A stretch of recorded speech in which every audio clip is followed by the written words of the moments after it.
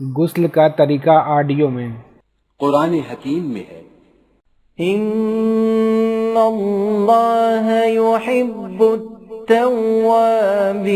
ویحب المتطہرین۔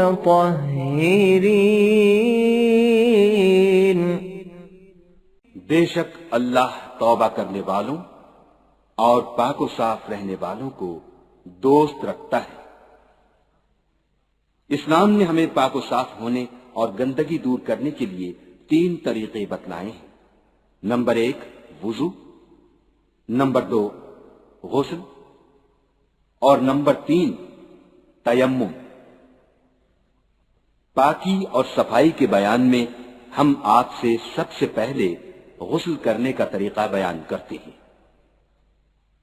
بدن پاک کرنے کے لیے اگر غسل کی ضرورت ہو تو نہا لینا چاہیے۔ نہانے کا طریقہ یہ ہے، پہلے پاک و صاف پانی لیجئے، پھر دونوں ہاتھ گٹوں تک دھو لیجئے، پھر بدن پر اگر گندگی لگی ہو تو اسے دھو ڈالیے، پھر وضو کیجئے،